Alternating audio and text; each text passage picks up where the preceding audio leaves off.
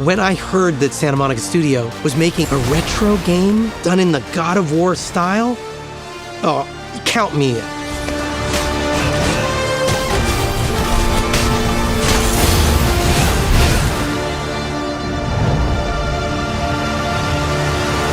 When I was a kid, I loved scores for movies, TV shows, and video games. However, I realized it was melody over anything else.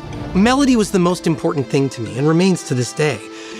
That means if a melody was performed by a giant symphony orchestra in a sweeping live-action space epic, or if a melody was played by a sine wave, I loved it the same. Over the course of my career as a composer for video games, I've always been fascinated by the idea of returning to those sounds of the video game consoles that I grew up on. So over the years, I just started sampling all this old hardware. I didn't know what to do with it. I just loved these sounds and sort of added them to my own personal arsenal of colors. Sons of Sparta's soundtrack is a bit unique in that it does blend this modern orchestral and choir elements with these authentic retro sounds. When we heard that Bear McCreary wanted to be involved, we were thrilled. It was cool to talk to him about it because he grew up with these games as well. So he's familiar with the soundtracks and he's familiar with the chip tunes. We as a retro studio have done this many times. It was this awesome sort of, meeting of the minds moment. One of the exciting things about working on God of War Sons of Sparta is getting to work with the team at Megacat because of the authenticity that they are able to channel into their games. So when I heard Santa Monica Studio was working with them, I was really excited. That's the biggest challenge we have. It's the first time for us working with one of the world's renowned artists. And through collaboration and critical thinking, we made our biggest challenge into one of our greatest achievements. So along comes God of War Sons of Sparta. Suddenly, here's a perfect opportunity for me to write a love letter to not only the music that I grew up on, but the hardware that created that music. One of the most special things about the music of Sons of Sparta is that it really makes like a good mix of orchestra, modern music, and also retro and chiptune music. That was the most challenging part for me. How do we make it into this new genre, make it feel true to that genre, but it's still at its core God of War?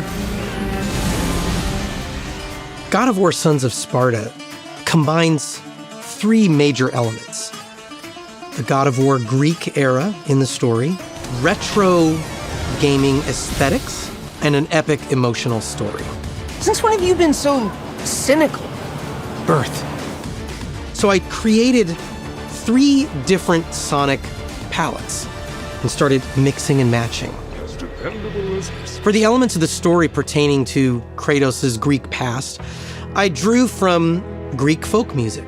I brought in instruments like the kithara, the aulos. These are stringed instruments and woodwind instruments that were around in some form during the ancient Greek era. Video games, when I was a kid, were predominantly made with sounds that you'd call chiptunes today. And yet people made timeless classics out of these sounds. So I used a lot of samples and synthesis to create that retro gaming flavor. The third element is that big emotional story. I wanted to use full symphony and choir to tell that story the same way I would on any God of War game. That was really my biggest challenge in scoring God of War Sons of Sparta, was in trying to figure out how to balance these three different sounds into something that gave each of them a moment to shine and yet felt like a cohesive whole. So in Sons of Sparta, we have these brothers, Kratos and Deimos. I only wrote one theme. I wrote a theme for the two of them. Now, it might seem weird at first because we have two characters, but ultimately the game is about their relationship. And I wanted to have one theme that would evolve as their relationship changes over the course of the game. What could have done this kind of damage? Looks like we got struck by lightning. I wanted to write a new theme that represents him and his brother Deimos as children. I realized it really wouldn't make sense to quote any of the music I wrote for the Norse saga. It didn't make sense really to quote any music from even the Greek games because they were very different stories. And when I think about the main themes of the game, I just kept repeating them over and over. Duty, honor, brotherhood. That's what this game is about.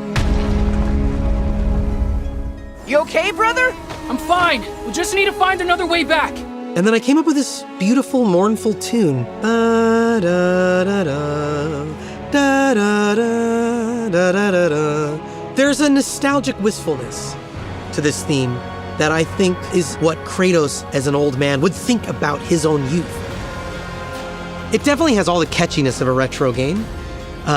It feels memorable and inviting and exciting, and it tells you something about where you are in the story, where you are on the map, and yet it also evolves as the gameplay evolves. It changes with the story. There's a few areas in the game that have this refrain of the game's main theme, and the way Bear uses that in each context is amazing. You as the sound designer, as the composer, and especially as the player in the end, we have to make sure that it hits just right and it feels perfect. Because a lot of the sound design, a lot of the music essentially supports and drives the player's emotional state in the game. Something that surprised me, like while working with the music, is just how much it could change. Just removing or adding some elements could completely change the music. Because you pull one of the elements, you pull the synth elements, and now it's like a slightly different score. You pull the Greek elements out, it's a different kind of score. So I think that was like a very interesting challenge for me because it's something I haven't really had to deal with before. Part of the fun of this was thinking about the video games of my youth, where every area had a very specific musical feel. When you're playing an RPG and you get to the town, there was the town theme, or the combat theme, or the theme for the mountain, or the theme for the swamp, or the theme for the castle. I wanted to create that feeling with all our different environments. The idea of just having a single piece of music that played endlessly anytime you're in an area was sort of undercut by my ambitions as a writer. So we ended up combining these philosophies. Even though the music has this retro element to it, it's still delivered in this very modern way. It's a really tricky game in terms of figuring it out, where to transition in and out of music. We didn't want to just fade out the music or fade in the music, so that took a lot of finessing. So I think it was a really cool collaboration. How it blends seamlessly, perfectly fitting with the visuals, it's what makes the music stand out the most. For this one, we were like, hey, can we have a few cues and build unique content from all the different stems that we have? That was interesting to me, especially when I go edit and like when I'm deconstructing a lot of the music and rebuilding it in these different ways. All the bosses like still have a unique color, like an interesting thing happening in all of them, but I also think it makes some of like the other story bosses a bit more special because they're like built in a different way. I'm excited for fans to hear this blending of modern and retro elements in the God of War universe in a way that feels like it belongs. I think will blow them away. For me, I want the players to feel that they were part of a big experience with the music and the sound design of Sons of Sparta. People love the God of War games for a variety of reasons. You have this incredible combat, you have a gripping story, you have a mythological environment. God of War Sons of Sparta has all three of these things. To me, this is the 2D platformer that I've been dreaming of my entire life.